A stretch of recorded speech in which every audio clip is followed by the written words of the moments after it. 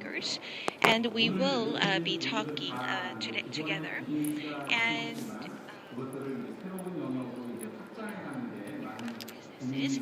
but you may be wondering how, and they may be also thinking of the same questions on how the businesses can propel and develop even further. So let us share some thoughts together. First, I would like to ask Mr. Choi Ye-jun. When we talk about PF, I think about project financing, but you have mentioned public financing, which is not a well-known topic or a concept, but I would like to ask you how this is in relation to blockchain realizes its goals. To briefly explain to you, as I said before, we want to deal with the problem of distribution. We need to see this on a macro level. It's not about the government level, but I think we need to look in the big picture. The money is being dealt in finance as we look at the bigger picture. And when we think about finance, there's no medium for individuals to engage in this sector.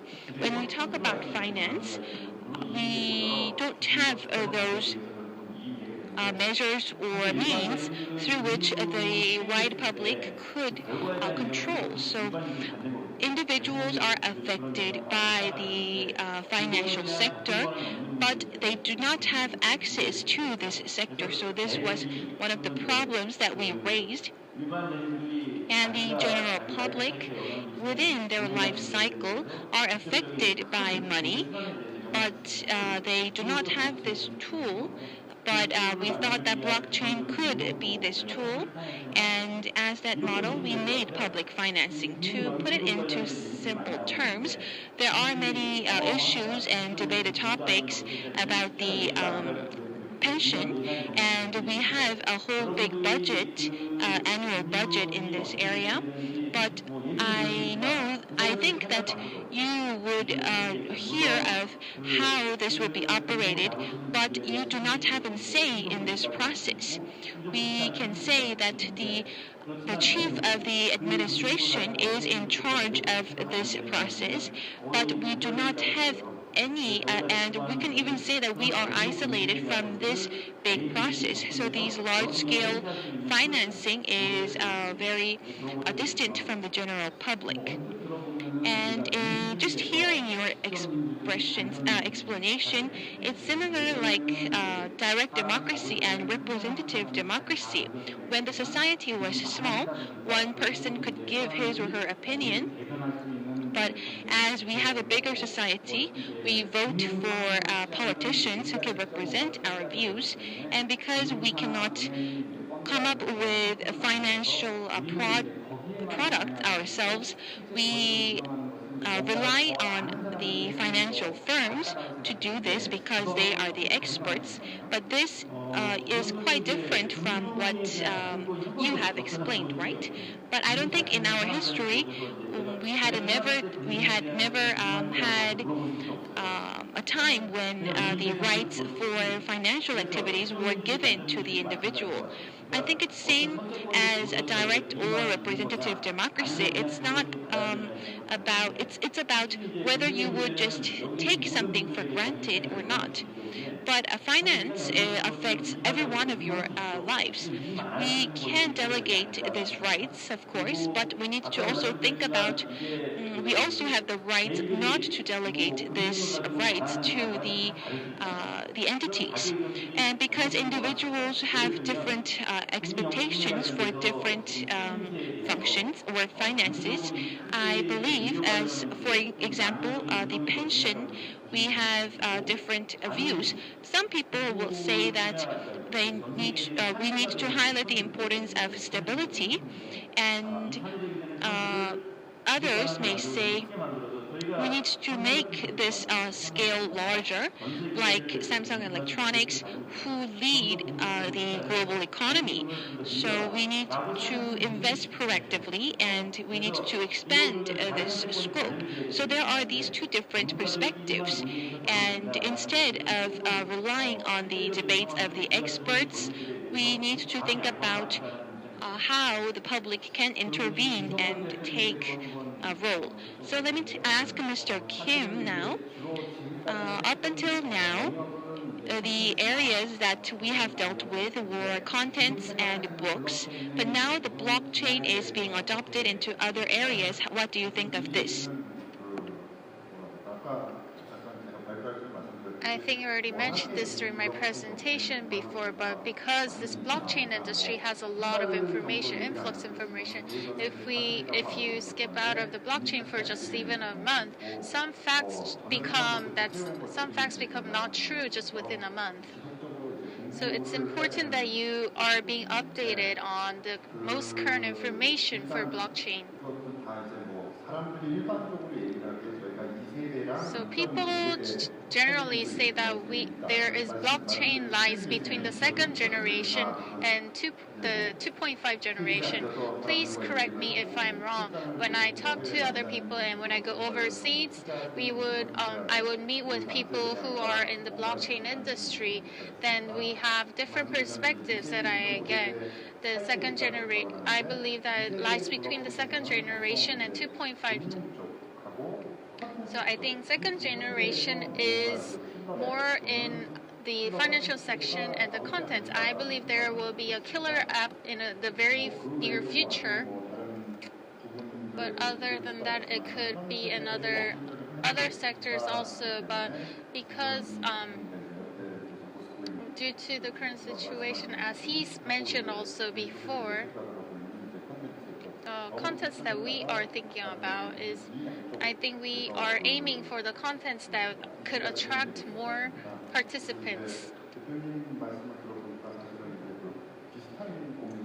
I think Mr. Choi seems to have the same concern as I do. So the participants who are professionals. So in this area that has been created already, we are speaking of a revolution, but when we build from zero, then to the professionals, how much do we need to put weight on the system when we were to build from ground zero? The most well-operated fund would be around the world, will be Thomas. Whether I think they have a compensation system. I think the compensation they receive is much higher than the level of the level that our citizens get from national pension. I think this is a mixture of a day one and the professionalism. I think that's what we need to have a different mixture of participants. And based on their answers, blockchain technology was focused on the top level, but it's about not focusing on the top level, but it's about dispersing these rights to the lower level as well.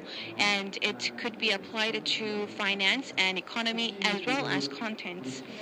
But Mr. Choi has been the leader of the first generation of BOScoin here in Korea, BOScoin. But for a very short period of time with the great development of blockchain, I think that this is penetrating into two various industries. But which areas were easier and harder for blockchain to be applied? The blockchain technology, instead of looking them in at different generation levels, but I would like to focus on the source power of the blockchain. It's the entry level is very low, so anyone can participate in this activity. And if you have a computer, if you have a Bitcoin mode, you can participate in the process. In case of Bitcoin, it's very wide, and so the general public can take part in this, and it had a basis for the network to be expanded.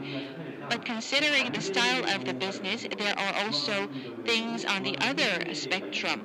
There are those platforms that are based on or businesses that are based on decentralization. And Bitcoin was very widespread. It's very slow, but it had robust settlement. And its strength is about disconnecting anything that's not related. So this was agreed upon these users. So it accompanies benefits and strength and weaknesses. And because of the diversity of the network, it does not fit to understand that this has a speedy process-making or decision-making process. If you have a decentralized network where they compete, I think this is something that we cannot overcome very easily in the near future. In other words, when we have a trust network participated by many people, we need to find a business where this can be easily incorporated. And when we talk about efficiency or those businesses with highly efficiency, I believe that it's quite difficult for blockchain to be adopted. But because most of the industries are advanced to such level, and we have quite fierce competition in each of the industries, we are taking risks at this current point to adopt this in a larger level. And to Mr. Kim, blockchain is based on trust, and it's more suitable for these business models. But turning back to contents, which contents are based on trust? As I mentioned in the presentation before, I believe the news contents will require credibility the most. I think the blockchain's credibility technology can be best applied in the news contents, rather than just seeing it as a credibility, because blockchain is a technology. I don't know how to put this. This is just a type of database, like an SK database. It's not overriding the data, the legacy data, but because the data is dispersed, we are building each dispersed every moment, every data moment, and it is building on top of each other. In 2009, before SNS became popular, the SQL was not used in the past, whether it's integrity or whether in terms of database.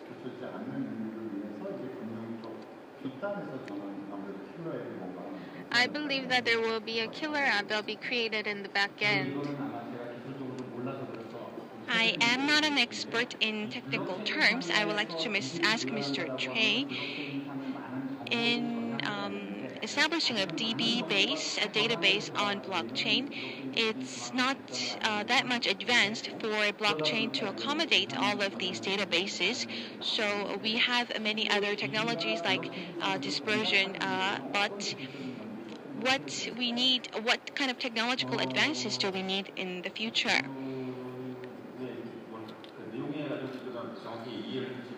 I don't know if I understand your question correctly, but currently blockchain is viewed in the perspective of database and what kind of advancements blockchain could make for its operation. Well, the idea of a dispersed ledge dates back, and it's widely used.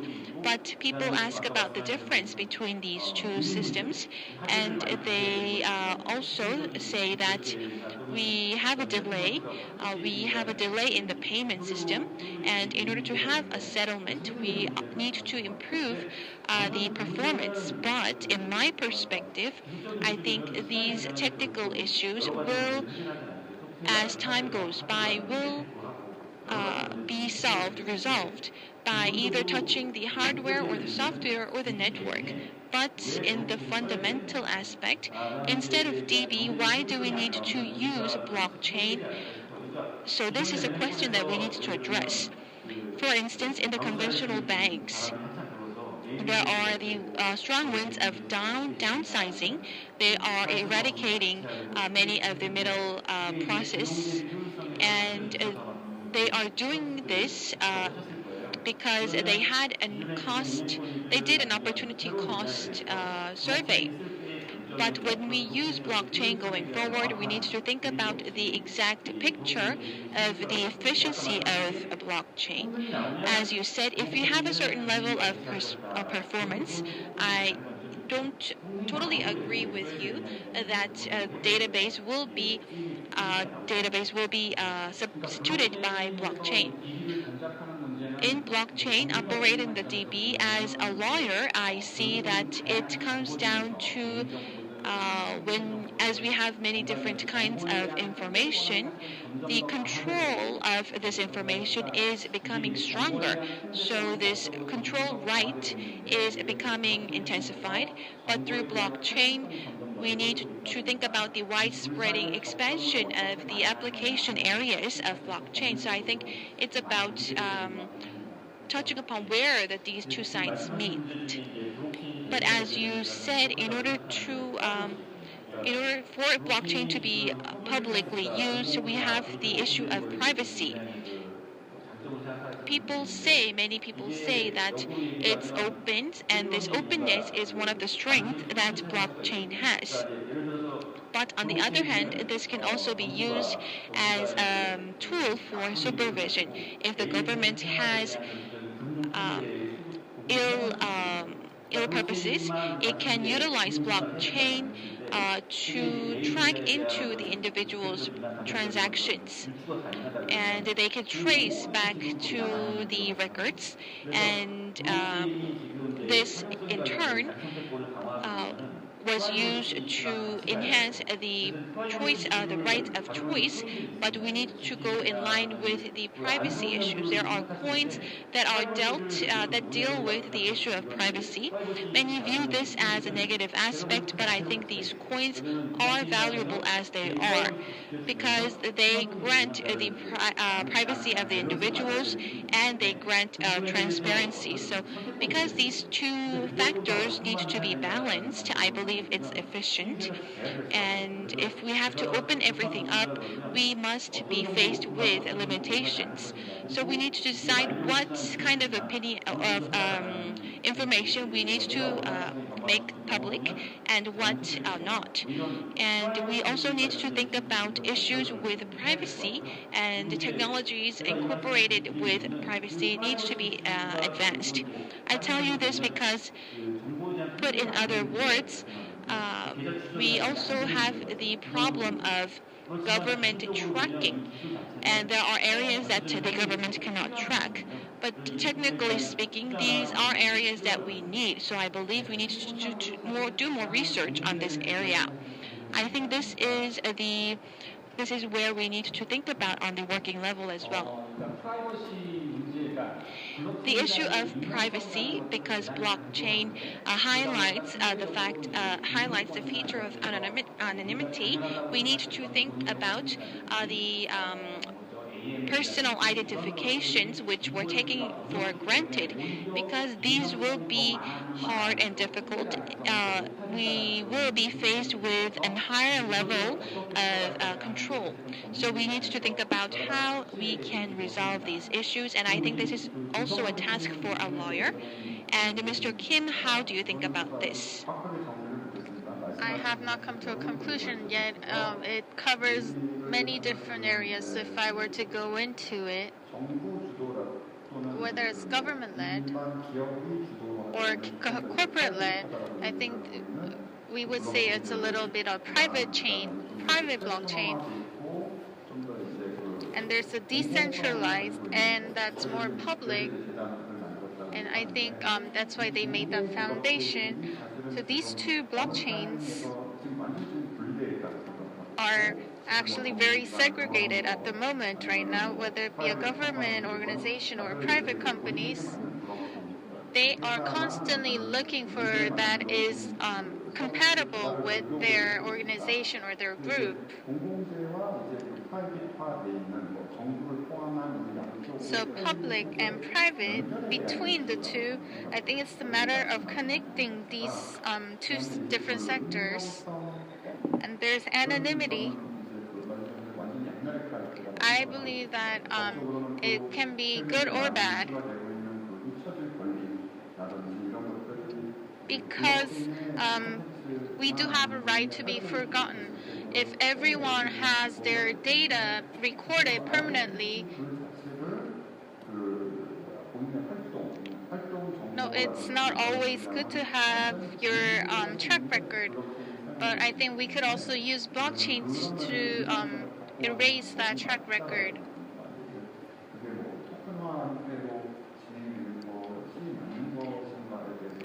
But I have to question whether this should be tokenized or not. So when government secures anonymity, can people actually trust this or not? That's also another issue. Because up until now, we had to use the online verification system specific in Korea. But with the advent of the verification era, a lot of my personal information are being accessed by the government right now. But I'm not planning on giving my data to the government, my personal data to them. Although you said the generation does not matter, but for the third generation, I think Telegram is preparing this, but blockchain will not be in this type of generation, but they will be putting in DAG, and blockchain will not be in this anymore. But when I think the fourth generation is speaking of something different. I don't think we will need a whole lot of computing power to make a block. I think they're trying to create blocks by just using a few mobile phones. And recently in the United States, one of the founder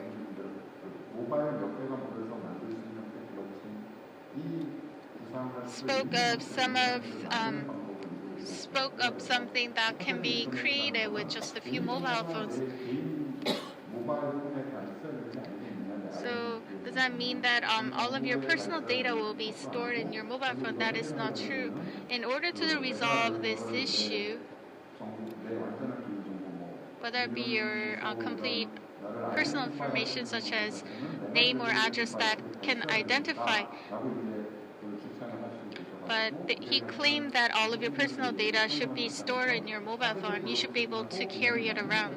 And I think this goes in line with the fourth generation technology. I think this is the direction that we will be head to. In the end, the issue of anonymity of blockchain, as well as the privacy that we need to abide by and protect, we need to find the balance point of these two areas. And I believe that this will have implications for the commercialization of blockchain. Let us wrap up our dialogue, and I would like to ask and talk about, based on your experience, to which extent would blockchain go? I am not involved in the technical aspect of blockchain. Can we really compare blockchain to internet? What are the similarities and the differences? And the implications that blockchain would have on the industry. I think this is put in simple terms, but I would like to ask both of you of the potential of blockchain going forward. Blockchain industry throughout generations, as we have mentioned, on the surface and below there, we have the trust engineering. I think this is the main essence. Of course, we had trust engineering in the past related to between and among people, but now it's going to be between and among machineries. And compared to the conventional systems, we need to think about how the trust engineering will be developed, so it will be utilized without any intervention of the people. And in accordance to the development, I think it can also bring about new substitute technologies. And I believe that related to other AI and other technologies, when incorporated with blockchain, when one side provides intelligence and the other side provides trust, I think this will make our lives more abundant.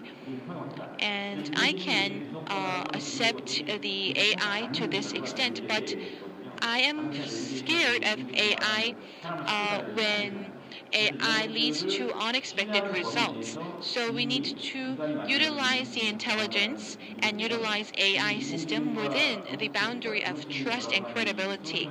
So when we go beyond, I believe that we would have wide room for opportunities. As I mentioned before, you talked about credibility right now, but I would like to say our irreversibility. The industry that require irreversibility there's so many industry that needs this irreversibility.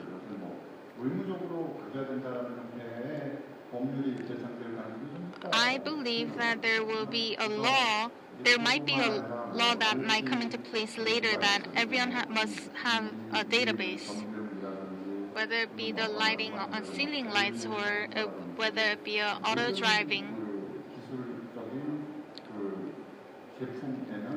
In all technological products anything that requires this network will have to have this irreversibility.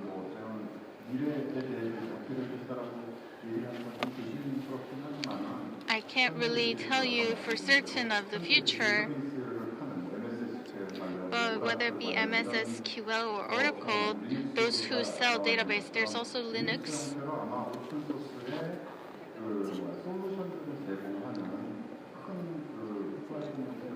I think a platform in the form of solution that provides solution will be most popular in the future, I believe.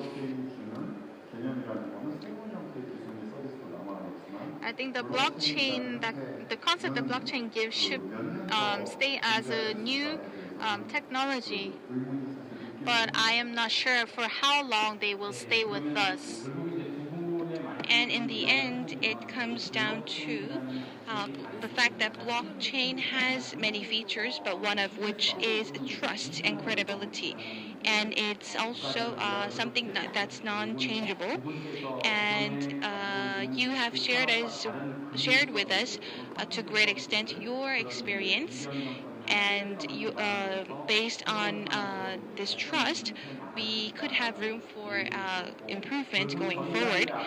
And in the end, I believe that, as Mr. Kim said, the technical directions, because monthly we have different, very new advancement in technology, it's difficult for us to predict the future, but I believe that we have a common theme of non-changeability, and it could also bring about very prosperous opportunities in other industries.